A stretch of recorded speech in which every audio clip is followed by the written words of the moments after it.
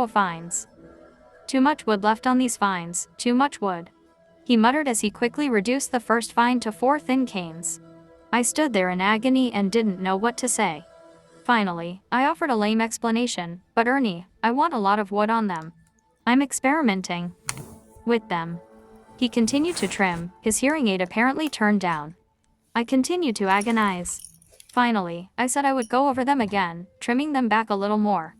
Fortunately, he only fiddled with the first 4 vines and then he had to go. The trimming should be completed by the time the first dandelion shows up, he told me as he left. When the dandelion appears, the sap in the vines is rising. But you have a little time yet. I continued to spend my days trimming and began to think positively about my deal with the elves for 100 tons of grapes. Since they had only asked me to walk my land and I was doing a little more than they had asked, I found myself wondering if the crop would be even better than 100 tons. Gradually, I began to wonder what else we could do to help the vines produce a super crop. When I brought this up to Jim, he suggested I talk to the elves about a few of our general agricultural practices in the vineyard, so I took the pumpkin, an old remodeled golf cart painted bright orange, and headed toward the hill at the back of the farm. After parking the pumpkin on top of what I now referred to as Golden Mountain, I went to sit on the back side of the hill, along the edge of the woods. I called to Alve, then Kermits, and Merlina. After a short time I heard them coming and for a split second wondered why I had seen their world and heard their voices but hadn't seen any individual elves at all. I won not dared what they looked like, but then we were greeting one another and I was caught up in the commotion and excitement they seemed to generate. They congratulated me for my work in the vineyard and I asked them how they were. They answered that all was well except when I brought that noisy, clattering, smoke-breathing machine out to their homes. I apologized for the pumpkin and quickly brought up the first question. Should we spray a pre-emergent chemical on the weeds to keep them down, thus reducing the number of later weed sprays? Gasps of horror and vehement protests met what I thought was a sensible question. No sprays, no poisons, they insisted. What are ye trying to do to this poor earth? Well, what are we going to do about the weeds? I asked. My pride in asking thoughtful questions had quickly faded. What weeds? They questioned. The weeds. You know, the weeds in the vineyard. I replied. Certainly they had to know what weeds were. After a few moments without a response, it occurred to me that we could just as easily hook up the tiller and till the weeds under instead of spraying. Well, I guess we can always till them in, or use the spider, when I mused, half to myself. Too much destruction, they declared, startling me and leaving me at a loss for options. But how are we going to keep weeds under control? I asked in an exasperated tone. We have to do something. That's right, ye really ought to do something to get those ideas about weeds under control, came their sharp response. It was clear, and even understandable, why they were against spraying chemicals of any kind, but it was beyond me as to why they seemed hesitant to condone mechanical weed control such as disking, tilling, or spidering with the tractor. I think you're being unrealistic, I complained. We can't have weeds in the vineyards or they'll take all the nutrients that should go to the grapes. We have to deal with the weeds or they'll overrun everything. Couldn't you put up with our sprays and tilling if we promise to do it only when we absolutely have to? Well, if you think it's absolutely necessary to spray, then you'll probably have to spray. But please, only when you think it's necessary to save your crop, they gave in grudgingly. The spider is a common usage term for a mechanical hoe. Like an arm with 8 metal fingers that spin in a circle, it attaches to a tractor and is used to remove weeds between vines as the tractor moves along the row. I promise, only when we have to. I agreed with relief. After all, what other options do we have unless you guys know some magic? That's it, magic, they chorused together. We'll use magic to keep the weeds away. Then you won't need to spray. You can keep the weeds down. How? I was definitely skeptical. It's easy, they chorused. Yay, we certainly can. We can do it. Weeds are no problem for us, came the barrage of reassurances followed by the babble of everyone talking at once. I couldn't understand a word, and when I interrupted with a hey, just a minute, they fell silent instantly. I can't understand you when you all talk at once, I informed them. Now what were you saying? How were you going to keep the weeds down? The babble broke out again and nothing was understandable. I interrupted a second time, but in the end all that I got was their promise to help keep the weeds down as much as possible, and they were certainly vague about how that would happen. Highly doubtful about the feasibility of trusting weed control to them, I went on to the next question. We have bats in our BAM loft and we want to remodel the loft and use it. We have built several bat houses and would like to know where is the best place to hang them. And how can we get the bats to leave the barn and move to the bat houses? I asked. They seemed to think this question was on the ridiculous side. Put the bat houses wherever you want the bats to live. Just make sure they get lots of sun and there's no need to ask them to leave the loft before ye start. As you remodel, they'll leave. They don't care for fluorescent lighting and all that electronic activity.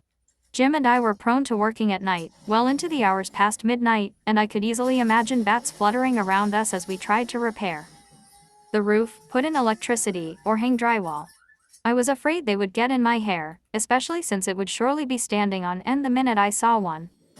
I wanted them out before we started and Jim wanted them out before they had babies. Bats eat lots of insects and we wanted as many as possible to stay on the farm. We did not want to feel responsible for any dead bat babies or mourning mothers, but Alve and his group reassured me that chasing them out of the loft at this time was premature. Okay then, just a couple more questions, I went on. We have this mole that is ruining our yard. We don't want him around and I wondered if there's some way to get him to leave. Would it be alright to spray diazinon to kill the grubs since that's what he lives on? And if we don't spray, how can we deal with both the mole and the June bugs? Again, there was a great deal of protest and pleading not to spray.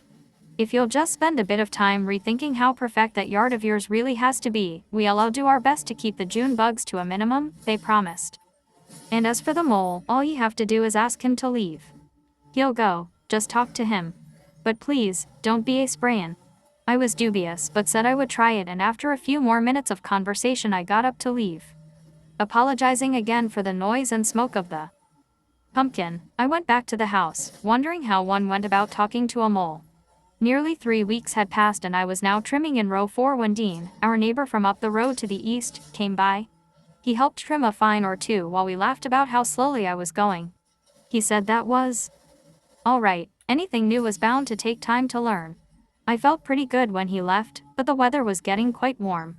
Each day it was more obvious that I was never going to finish all 12 rows in time for the buds to open. By the last weekend of March I had finished 4 rows of grapes, started the 5th, and had reached an average speed of 1 fine every 9, maybe 10, minutes. Sometimes I did not even have to think about what I was doing. I went into some kind of automatic mode and could trim the small to medium sized fines in only 6 minutes. Ernie was now coming by regularly and asking if I was going to finish in time. Jim was also struggling to manage both his job and the replacement of the top wire on the trellis. Finally, we knew we had to get some help. Ray, Jim's dad, came from across the state to help put in new end posts and take down the old top wires. Then, Ernie came over a day or two later and helped Jim put up the new top wires. When my mom and dad, both still recovering from my father's bout with colon cancer, came down to help over the Easter weekend, I kept a watchful eye on Dad. He and Jim worked over the entire 3-day holiday putting new bottom wires on the trellis in the front vineyard. Additional help also arrived in the form of my son, Nathan, and his friend, Steve, who came across the state for the weekend and helped take down old bottom wires. Mom and I went along the rows, tying floppy young fines up to the trellis and out of the way of the tractor tires.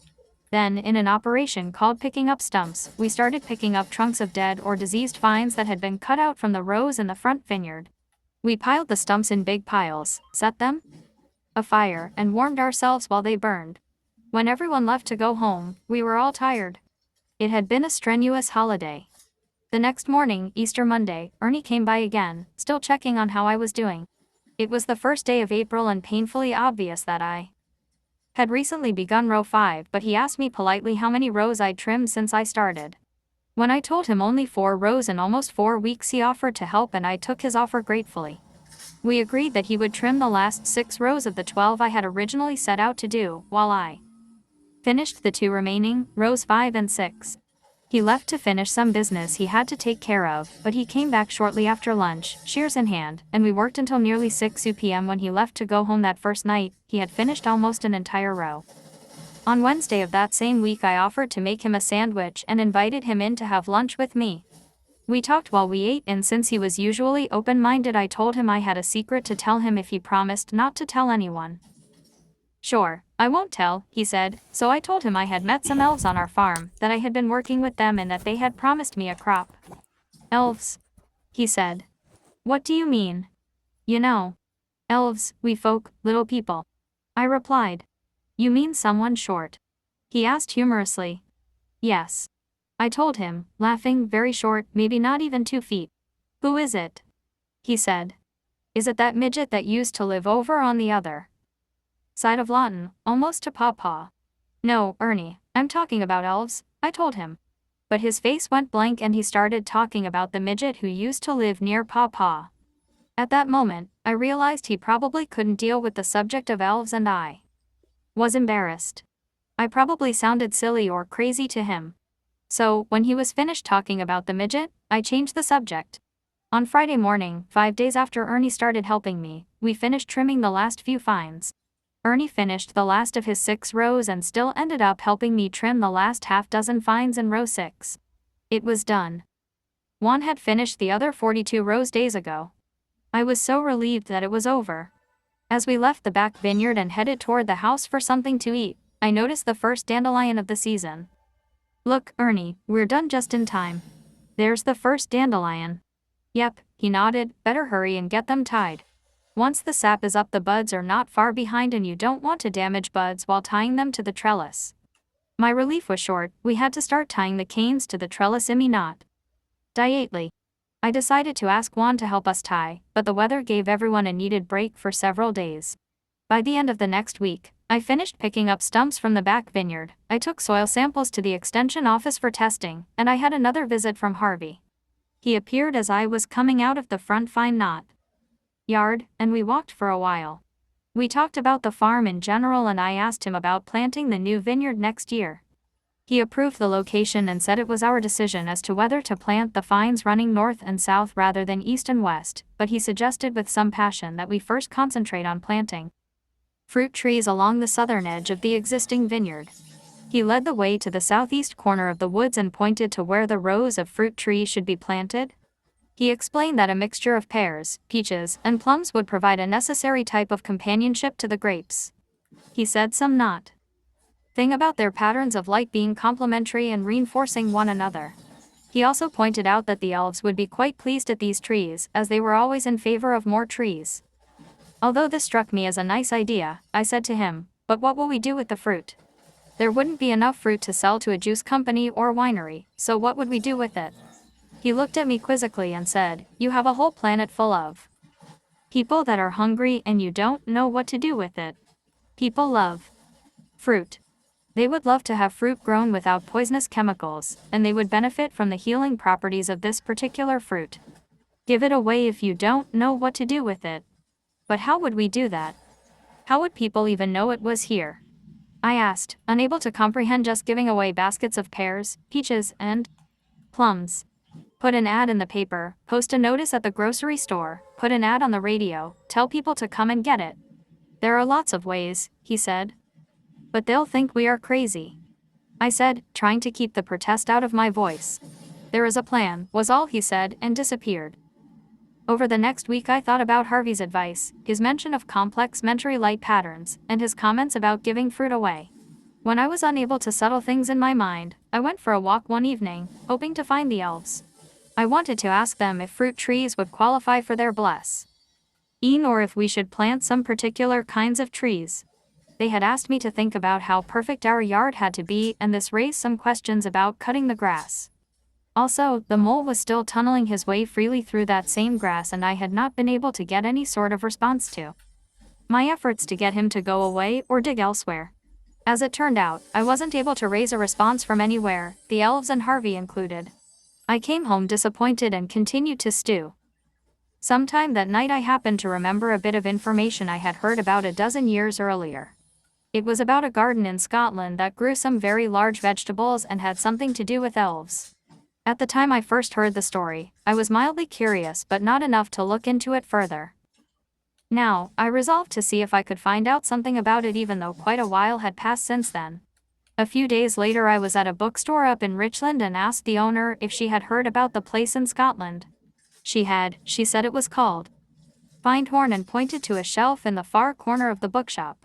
I couldn't find the exact book I had heard about, but I did find one called The Findhorn Garden and purchased it. I drove home all excited about planting my flowers, fruit trees, and vegetables, anxious to read my new book and hoping I would get some pointers on working with the elves. April was more than 2/3 gone, and we were heavily into fine yard and garden work. I was trying to find a few days to visit my parents in the northern part of the state when my son called me from the Detroit area. Nathan wanted some help in getting himself and his educational records together so that he could graduate from high school in June. So, instead of going north, I ended up driving east across the state early on a warm Wednesday morning. To my surprise and pleasure, Harvey joined me for part of the trip, simply appearing in the passenger seat beside me. We talked about many things, especially the farm. He expanded a little on the picture of the farm the elves had first painted in my mind the previous October when they described the way we could tap an underground well and create a small flowing stream through our property. At that time they also suggested we take out a small corner of the front vineyard which was quite low in production and allow the small stream to flow through that area. But Harvey said we should not be in too much of a hurry to remove the grapevines down in the front hollow, in spite of the fact that they often froze.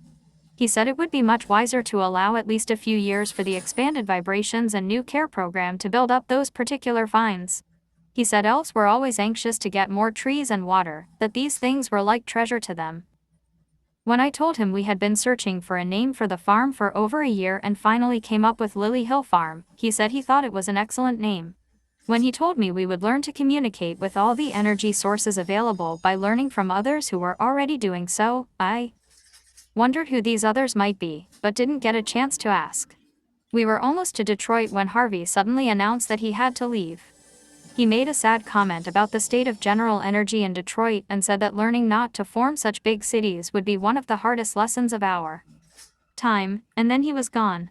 I drove on to meet my son and went to several meetings with him, but for the rest of that day Harvey's comments hung in the forefront of my mind, coloring my thoughts and my whole awareness. Upon returning from the trip to Detroit, I had a momentary slowdown in my schedule and finally found time to read The Findhorn Garden. When I finished it, the hair on the back of my neck was still curling upwards in shock. In the book, someone who was familiar with the Findhorn Garden reported several meetings and conversations with a tall, slim man who simply appeared and disappeared, just like Harvey. And the tall, slim man had hooves instead of feet, just like Harvey. Except the tall, slim man with hooves was named Pan instead of Harvey. I got out my desk encyclopedia and looked up Pan, and sure enough, he was listed as a creature from Greek mythology, a god of fertility. For days I was both frightened and excited. I had no real idea of what it all meant or how I should think about it, yet I felt validated by what I had read. Secretly, I was certain that somehow we were going to have an experience just like the people at Findhorn. In my mind I could see our grapes, each one as big as a peach, luscious and juicy and sweet, the vine straining to hold them, the trellis sagging with the weight of so much fruit. The total harvest was well over 100 tons of grapes. The world would be transformed in the realization that we could produce enough food for everyone and somehow it was better tasting as well as better for you. Inspired, I decided to try to contact some of the nature spirits, devas, or elementals and other beings discussed in the Findhorn book. The obvious possibility that I had been missing myriads of life and energy forms that could be observed or communicated with was overwhelming and humbling. Immediately I set out to contact the Great Mole. The Findhorn people had trouble with their moles and had talked to them just like Elves had suggested. If they could do it, then it must be possible, and I could easily copy their methods. 4 days later I had not succeeded in contacting anything, not the Great Mole, the Mole Deva, or even the barest essence of the little fellow who was mightily trenching through our yard and garden. I was discouraged. I had not been able to raise anything that I recognized as a response. Finally, decided to just put my message out there on some sort of etheric bulletin board and see what happened. The message was blunt: to the mole or moles living on Lily Hill Farm in Lawton, Michigan, please move. After that I tried to contact several of the vegetable and flower devas. Then some version of what I thought a nature spirit might be, and finally any elementals or fairies that might be around. There was no success in getting a response from any of these either.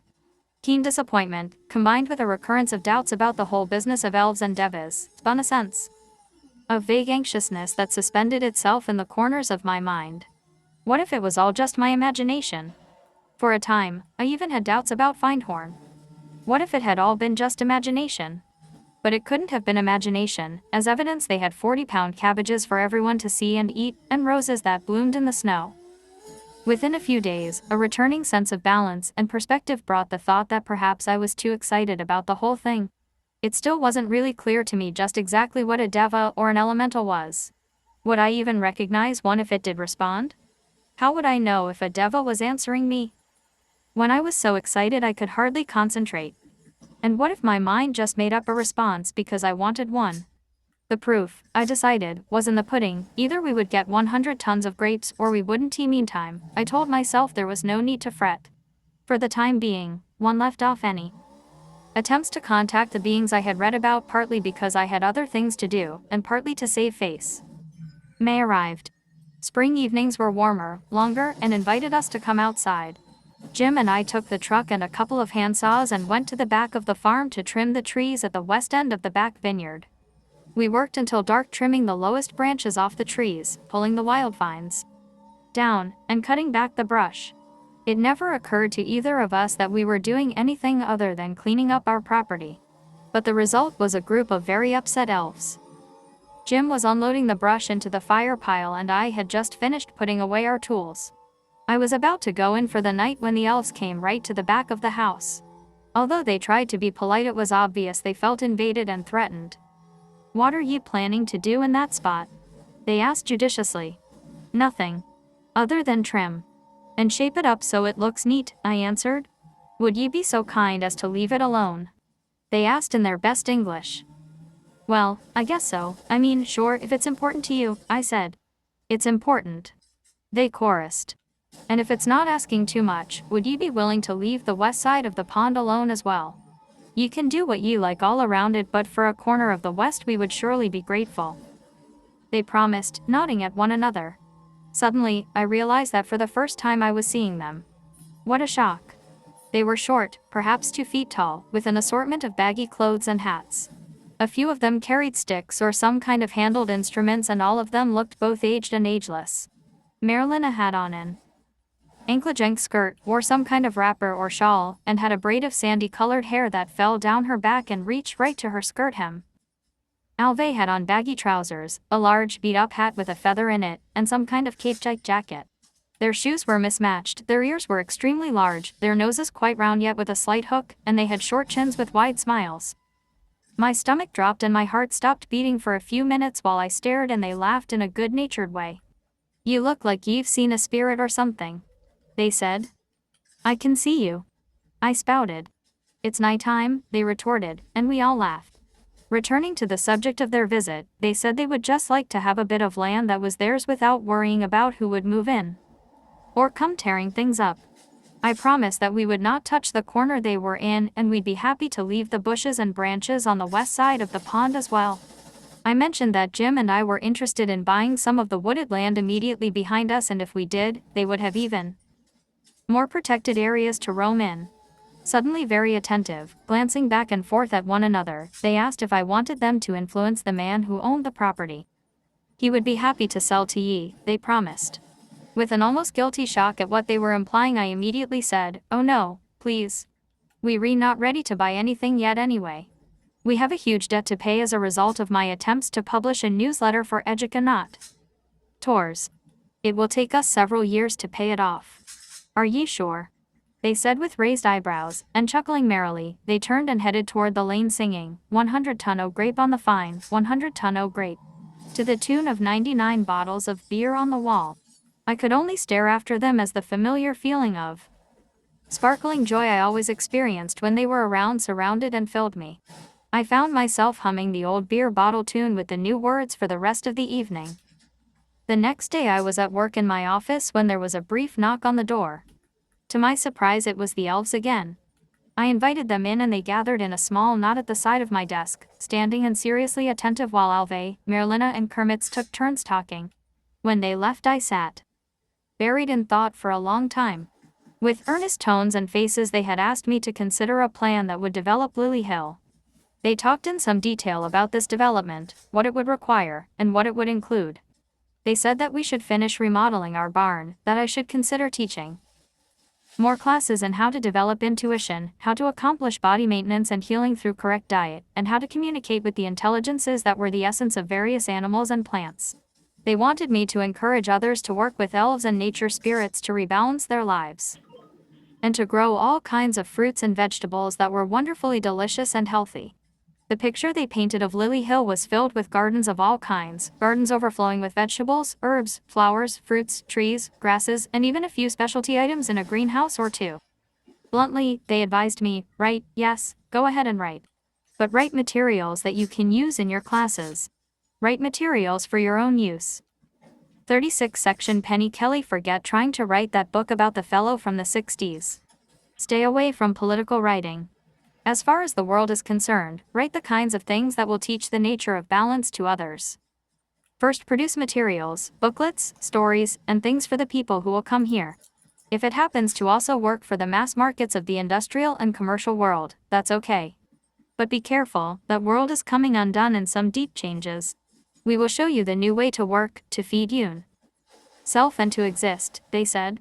They described the finished barn, remodeled to be as comfortable as a home, where many who are interested in a more balanced and healthy way of living would come to learn and to heal. They told me to take my time creating Lily Hill Farm, and take time to get myself ready, not to rush things or to start before I was organized. They told me we should make space not only for teaching, but for massage therapy and the preparation of good food. They went on to say that music was also a very useful teaching and healing tool, and that we should plan a space for healing with music. In fact, they emphasized that music and its frequencies would become a key component in everything we did here. They urged me to plant many more kinds of trees and herbs and flowers and to experiment with them in every way I could think of. They gently prodded me to find a way to work openly in what they referred to as the world of the Psi Che, and to bring that information into what they called the common reality. Finally, with a few more remarks about expanding my herb garden and experimenting with vegetables, they went their way. Later, I told Jim about their visit and what they had said. We talked for a while, and I realized that while we could develop Lily Hill Farm and teach some of the things they suggested, I was concerned about how much work it all seemed to be. I had always wanted to write, I liked my privacy, I loved my solitude, and one lifetime did not seem to be long enough to accomplish what they were describing. Still, was an idea that we agreed to think about, at least initially. By the middle of the first full week in May, there was a considerable amount of new growth on the vines, and we were busy every minute. A load of lime, ordered by Jim and delivered by Ted Woolsey's company, had been dumped near the BAM and was waiting to be spread in the vineyards. But as soon as the lime arrived, we began to have second thoughts about using it. Jim began pressing me to talk to the elves again, this time about fertilizers. He also wanted to do a little selective weed spraying where the brambles, sassafras, and Virginia creeper were getting out of band. After the elves' impassioned plea to avoid spraying and several of our other vineyard practices, we were becoming reluctant to take any kind of action without some kind of consent, or at least the courtesy of informing them in advance. It was a bright Wednesday afternoon, and I decided it was time to make another effort to contact nature spirits or devas and let them know about the lime and the need to begin our annual fungicide, pesticide, herbicide carrot spray program. A rule carrot of thumb spray program usually started with a fungicide, like mancozeb or dipin, for problems like phomopsis, then went quickly to pesticides, like lanate or lorspin, for cutworm and leafhopper. As the season progressed, more fungicides like Nova, Bailton, and Ridomil were sprayed routinely every 10 to 14 days to prevent black rot, powdery mildew, and downy mildew. 3 And there were always at least 2, usually 3, and sometimes 4, herbicide combinations that went on over the growing sun. An early spray of Roundup and Prinsp, simazine, sprayed to kill perennial weeds and prevent their seeds from germinating, was usually followed 4 to 6 weeks later by sprays like Gramixone, Paraquat, and Carmix, used to burn stubborn weeds off. We didn't like to use such heavy poisons anymore than the elves did, but we did want to harvest a decent crop. Getting myself into a calm, meditative state, I sent out mental calls to any great devas, or the nature spirits in charge of the grapes, and waited patiently. When nothing that I could call a nature spirit or a deva answered, I simply repeated the messages and left them out there on my etheric bulletin board. Later that day I tried again, but nothing answered. 2 at the time, I did not know what Phomopsis was, but I heard growers talk about it frequently. Later I learned it was a fungus that damaged the canes of the grapevine and infected the stem of the fruit cluster. Fruit development proceeded normally, but the fungus caused the fruit to fall off the vine too easily as it ripened. 3. Black rot is another type of fungus. It causes the great berries to turn black and mummify into hard, bitter fruit. The mildews are the same as the stuff that appears in the warm, wet corners of your bath or shower. Both downy and powdery mildew are the result of bacteria growing in warm, humid environments. Disappointed at the lack of response, I decided to try the elves. It seemed that they, too, deserved a little bit of warning that we were planning to spread lime and spray. When there was no immediate answer from them either, I went back to work. Ernie had been over a couple of times since the beginning of May, urging us to spray to prevent Phomopsis. The spray that controlled Phomopsis was very powerful and could only be applied in spring, before bloom, so it was now, or not at all. On Thursday, the day after my efforts to contact both elves and devas, Jim asked me several times, should we spray? What did the elves say? Did you contact the devas yet? What should we do? The weeds are getting really high and it doesn't look like the elves are doing anything about it. He was obviously upset about being caught between Ernie, who sprayed our vineyards for us and wanted to begin our usual spray program right away, and the wishes of a group of elves he couldn't see or hear. The next evening was Friday, and Ernie came by for the 3rd time since the beginning of the month. Earlier that day, I had again tried to notify vines, elves, nature spirits, devas, and anyone else I could think of that we were going to spray, but there was still no response, and Jim and I were still dragging our feet about a decision. Finally, we broke down and told Ernie to go ahead, begin the spraying. He nodded in relief and said he would be by in a few days with the first fungicide if the wind and weather were right. I put out another mental call to the elves late Friday evening, and while I was putting away my tools, the entire group showed up, acting more bolster-carrot-ows than usual. I told them about the lime that was going to be spread and they were suddenly serious. They asked when it was going to be added to the soil, and seemed fairly tolerant of the idea. But when I told them it was time to begin the season spray program, a storm of protest rose around me. Oh no, please no. Don't be spraying that poisonous juice again, they argued. What good can you possibly believe you're doing? I don't know exactly what Phomopsis is, but Ernie says it's important to get rid of it and we can only spray for it now before bloom. And the weeds are nearly to our knees, we need to do something.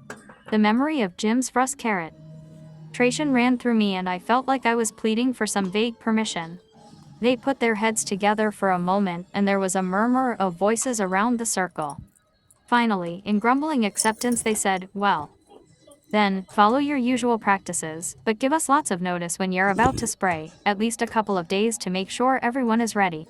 No problem, I said. Ernie is going to be spraying a fungicide in a couple of days. It depends on the weather and how much wind we have, so do whatever you have to in order to avoid a hassle and discomfort.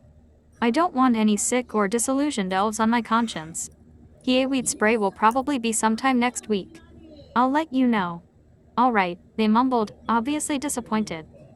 Not sure what else to say, I changed the subject to what I was going to put in my garden, and after a brief conversation I was ready to say good night.